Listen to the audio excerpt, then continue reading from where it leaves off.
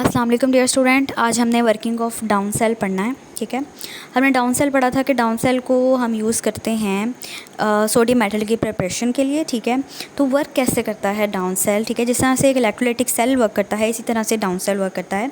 The fused NaCl produces Na positive and Cl negative ion which migrate to the respective electrodes on the passage of the electric current. ये देखें, ये आपके पास down cell है। ठीक है, ये NaCl का इनलेट है। यहाँ से आपने NaCl जो था, ये जो आपको बॉटम नज़र आ रहा है, इसके अंदर आपने डाल दिया हुआ था। जैसे ही आप इसके अंदर इलेक्ट्रिक करंट को पास करेंगे, जब इलेक्ट्रिक करंट पास करेगा तो फिर क्या होगा कि जो सोडियम क्लोराइड आपने डाला था वो अपने आयंस में कन्वर्ट हो जाएगा। कौन से आयंस में कन्वर्ट होगा? Na पॉजिटिव और Cl नेगेटिव में। फिर क्या होगा कि Na पॉजिटिव किसकी तरफ जाएगा? जिसके ऊपर किस इलेक्ट्रोड की तरफ जाएगा? जिसके ऊपर नेगेटिव चार्ज होगा। और Cl नेगेटिव किस इलेक्ट्रोड की तरफ जाएगा? जिसके ऊपर पॉजिटिव चार्ज होगा। The electrodes are separated by steel gauze to prevent the contact between the products. जो ये देखें, सेंटर में आपके पास एनोड है और इसके साइड पे आपके पास क्या है? कैथोड। ठीक है, इसके सेंटर में वो कह रहा है कि हमने स्टील गॉज, ये जो आपको वायर से नज़र आ रही है, वो लगाई हुई है ताकि इनके दरमियान जो है वो कोई कांटेक्ट ना रहे। जो Cl नेगेटिव के आयन हैं are oxidise to give Cl2 gas. Cl negative आपको पता है कि जिसके ऊपर नेगेटिव चार्ज होता है, इसके मतलब है कि उसके पास क्या है? इलेक्ट्रॉन्स हैं। वो क्या करेगा कि वो जाएगा अपने इलेक्ट्रोड के पास। कौन से इलेक्ट्रोड के पास? एनोड के ऊपर जाएगा, क्योंकि एनोड के ऊपर क्या चार्ज है? पॉजिटिव चार्ज है। पॉजिटिव यानी उसके पास इलेक्ट्रॉन्स की डेफिशिएंसी है, इलेक्ट्रॉन्स की कमी है।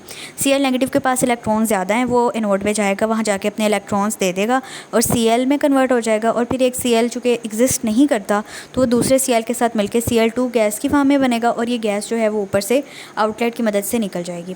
फिर जो है it is collected over the anode with in an inverted cone shaped structure. ठीक है, ये कोन शेप्ड स्ट्रक्चर है, यहाँ से जो है वो ऊपर की तरफ चली जाएगी Cl क्लोरीन गैस। अब सोडियम जो है वो किसके पास जाएगा? उसके ऊपर पॉजिटिव चार्ज है, तो वो कौन से इलेक्ट्रोड के पास जाएगा? जिसके ऊपर नेगेटिव चार्ज होगा। नेगेटिव चार्ज किसके ऊपर है? हमारे कैथोड के पास। और कैथोड वहाँ पर जाके उसके पास नेगेटिव चार्ज है, यानी उसके पास इलेक्ट्रॉन्स जो हैं वो ज़्यादा हैं। सोडियम वहाँ पर जाएगा और इलेक्ट्रॉन्स को गेन कर लेगा। जब वो इलेक्ट्रॉन्स को गेन करेगा तो वो आयन से किस में कन्वर्ट हो जाएगा? मोल्टन फॉर्म में आना शुरू हो जाएगा और ऊपर जो है वो फ्लोट करना स्टार्ट कर देगा। ठीक हो गया।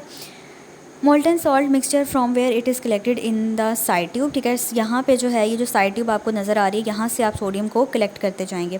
अब रिएक्शंस इसमें कौन कौन से हो रहे हैं? सबसे पहले जो है वो इलेक्ट्रोलाइसिस का रिएक्शन हो रहा है। ठीक है, इसको आप इलेक्ट्रोलाइसिस की हेडिंग भी दे सकते हैं कि जब सोडियम क्लोराइड को जब आपने इलेक्ट्रिक करंट दिया तो किस में कन्वर्ट हो गया? अपने आइंस के अंदर, Na पॉजिटिव और Cl नेगेटिव के अंदर। ये एक रिवर्सिबल रिएक्शन है। ठीक हो गया। फिर जो है हाफ सेल रिएक्शन, एनोड के ऊपर क्या हुआ कि एनोड के ऊपर ऑक्सीडेशन हुई, क्लोरीन ने अपने इलेक्ट्रॉन्स लूज़ कर दिए। कितने? 2 क्लोरीन के एटम्स थे, 2 क्लोरीन के आयंस थे, तो 2 क्लोरीन हो गए तो 2 इलेक्ट्रॉन्स लूज़ किए और Cl2 गैस में चेंज हो गई। तो एनोड के ऊपर क्या हुई है? ऑक्सीडेशन, क्योंकि लॉस ऑफ इलेक्ट्रॉन हुआ है। कैथोड के ऊपर क्या हुई है? रिडक्शन। सोडियम ने वहाँ पर आकर इलेक्ट्रॉन्स को क्या किया है?